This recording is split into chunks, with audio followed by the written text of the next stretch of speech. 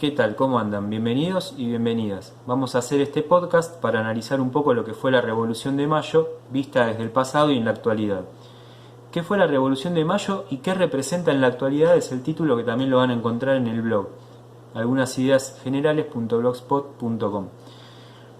Romper las tiránicas cadenas impuestas a las Provincias Unidas del Río de la Plata fue el sostenimiento unánime de los hijos de España que, cansados de tanto desconcierto, decidieron romper con el orden impuesto, o al menos eso plantean algunos libros sin ánimos de analizar en profundidad lo que fue la Revolución de Mayo.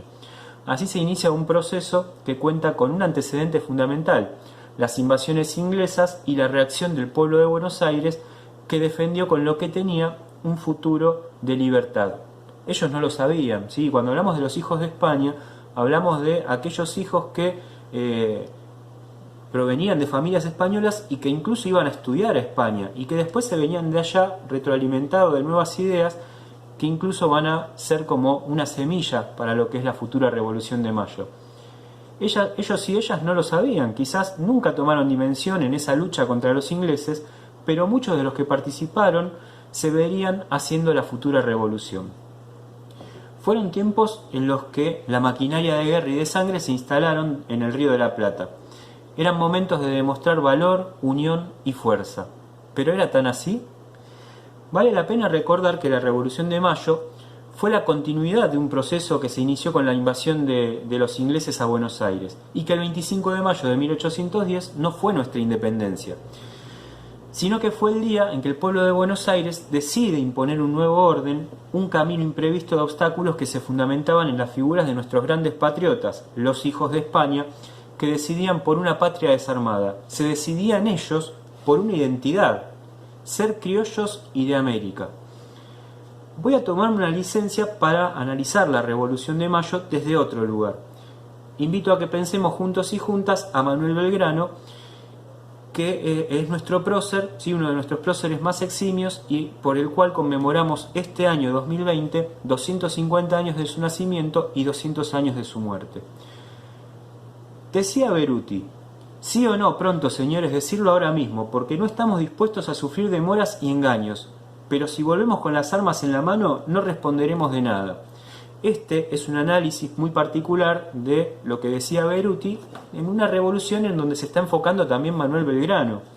Entonces, desde este texto, esa figura de estampita que nos entregaron durante tanto tiempo en los manuales se vuelve en realidad una figura aún más espléndida para el análisis, porque no se trataba solo de un patriota de palabras, sino de un patriota de acción. Todos eran patriotas de acción, en definitiva.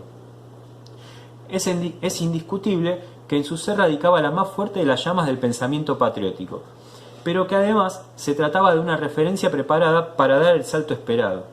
Belgrano había viajado a España para completar sus estudios, asistió a charlas de jovelianos y de grandes pensadores, fue imbuido también de los pensamientos de Quesnay, se transformó en fisiócrata y regresó a Buenos Aires con nuevas inquietudes. Se fue perfilando desde la política como un hombre de voz y de voto muy fuerte. Al concluir mi carrera por el año 1793, las ideas de economía política cundían en España con furor, y creo que a esto debí que me colocaran en la Secretaría del Consulado de Buenos Aires, cuenta en su autobiografía Belgrano. Luego de haber tenido preponderancia en el Consulado de Comercio en 1794, fue nombrado capitán de las milicias 3 años después. Hacia 1810 se transformó en el miembro de la primera Junta de Gobierno, siendo uno de los hombres más experimentados en política de Buenos Aires. Por aquellos años, Buenos Aires, respecto del litoral, había sido beneficiada de una figura comercial de preponderancia por la corona, y en su puerto estaban las grandes fuerzas económicas. El general Paz retratará a Belgrano de la siguiente manera: el general Belgrano, sin embargo, de su mucha aplicación, no tenía, como él mismo dice, grandes conocimientos militares, pero poseía un juicio recto, una honradez a toda prueba, un patriotismo el más puro y desinteresado, el más exquisito amor al orden, un entusiasmo decidido por la disciplina y un valor moral que jamás se ha desmentido. A pesar de todo lo dicho, el pueblo de Buenos Aires aún no se había preparado para un nuevo orden. Era más bien vigía de las normas impuestas, y en sus gloriosos avances lo hacía de forma desordenada, sin un parámetro de congruencia entre lo que aspiraba y lo que realmente se pensaba. No hay que olvidar el siguiente orden de reciprocidad y subsistencia. Si España sobrevivía, no se sacrificaba el orden comercial. Recordemos que en Buenos Aires había un orden de comercio bastante importante, ¿sí? No radicaba el poder en la tierra, sino que el poder radicaba en el comercio. Y este comercio estaba mayoritariamente gobernado o representado por justamente los españoles. Entonces, para la historia de nuestra revolución se abrían dos frentes y no uno. Por un lado había que enfrentar a las contrarrevoluciones internas que se figuraban de un proyecto inconsistente porque había que retener el orden impuesto, muchas de las veces desde un enfrentamiento directo con el poder que detentaba Buenos Aires desde hacía años. Y por otro lado, contra el avance de los realistas, que los teníamos en Chile y también los teníamos en el norte, ¿sí? Y que eran una constante amenaza para los proyectos de independencia. Curioso caso el que bautizaba a nuestra nación. No se lograba una integridad sostenida en ninguno de los dos aspectos. ¿Fue una reacción más que una acción pensada? Es decir, ¿reaccionaron antes que pensar lo que iban a hacer? No puedo pasar en silencio las lisonjeras esperanzas que me había hecho concebir el pulso con que se manejó nuestra revolución, decía Belgrano. El Congreso, celebrado en nuestro Estado para discernir nuestra situación y tomar un partido en aquellas circunstancias, debe servir enteramente de modelo a cuantos se celebren en todo el mundo. Casi se me hace increíble nuestro estado actual, más si se recuerda el estado deplorable de nuestra educación, veo que todo es una consecuencia de ello. Y solo me consuela el convencimiento en que estoy de que, siendo nuestra revolución obra de Dios, Él es quien la ha de llevar a su fin. Decía Belgrano, ¿sí?, sobre lo que era la figura de la revolución emparentada desde ya con lo educativo, ¿sí? Antes era deplorable. Bueno, ¿y ahora qué vamos a hacer por esa educación? Sin lugar a dudas, la Revolución de Mayo como tal seguirá pensándose y reafirmándose, pero también en buena medida atribuida a un pensamiento sesgado. A veces se comprometen ciertos ideales en la importancia que cada administración gubernamental le da a lo que es la Revolución de Mayo. Lo que parecía ser una revolución ordenada muchas veces había sido atribuida desde el imaginario patriótico al desvelo por empuñar una espada, ¿sí? O sea, había un desvelo, había un sueño de empuñar la espada en pos de una futura independencia, ¿sí?, y de una futura nación, pero nación entendida como tal. Existían dos formas de hacerla. La primera era por medio del sostenimiento de una monarquía federal en la cual la corona seguía existiendo en cuanto a la fidelidad expresada al rey, y la segunda, como lo indica Moreno, rompiendo bajo toda forma con el orden de la tiranía española. Es en esa puja que se encuentra el conflicto entre los más conservadores y los más radicales de la revolución. Hacia 1812, increíblemente, el triunvirato le va a prohibir a Manuel Belgrano utilizar la bandera que él había creado, con el objetivo de no generar una ruptura total con el orden español. Fíjense, una revolución de Mayo pensada para romper con esas estructuras del orden, y que un gobierno, sí, que asume el lugar de la primera junta, le diga no la uses porque si no es una ruptura total con España. Entonces, ¿en qué se estaba pensando esa revolución?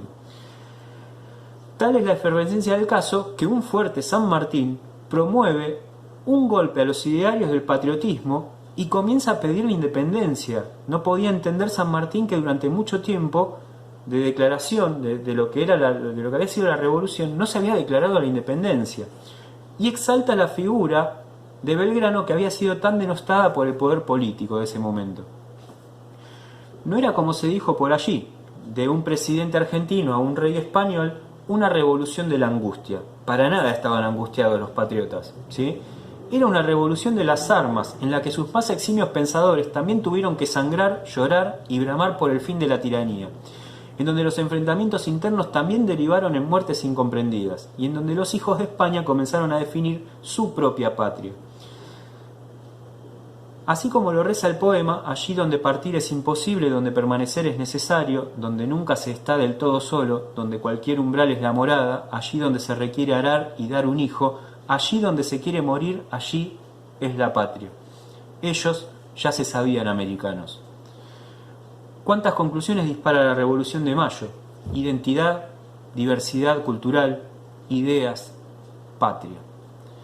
Una patria que, pienso yo, no debe ser construida desde las imágenes de unos pocos, sino que tiene que ser construida desde la memoria colectiva, tan poderosa y que implica directamente a los ideales y las convicciones individuales de cada uno y de cada una, que en el conjunto suelen hacer la diferencia. Todos y todas debemos saber a dónde vamos y cuáles son los elementos fundantes de nuestra identidad. Conocerlos es sumamente necesario para que no nos pase esto de que nos vengan a decir qué tenemos que pensar. No alcanzan los recorridos en palabras para expresar la desazón que se siente cuando uno o un habitante de nuestra tierra tiene que emigrar por políticas del Estado, ¿sí? Como ha pasado varias veces, cuando la pobreza pasa a ser cuestión de otros y otras, invisibilizados e invisibilizadas por las clases dominantes. Ni qué decir cuando en el intento de llevarse todo puesto se olvida de la objetividad del caso. Contar la historia no es negarla, ni tergiversarla. Hablar de historia no es querer bajarle el tono a una revolución. Al contrario, el 25 de mayo de 1810, nuestra tierra comenzaba la irradiación de una independencia que tardaría en llegar, eso es verdad. Pero que a sangre y dolor, muerte y desdicha, exilios y olvidos, promovió el más alto de los ideales que pudiera tener este suelo. Este suelo y todos los suelos, que es la libertad. No nos olvidemos de eso y no nos dejemos llevar por los pensamientos sesgados, que la libertad es la libertad y por ella pelearon a sangre y fuego nuestros grandes patriotas. Muchas gracias.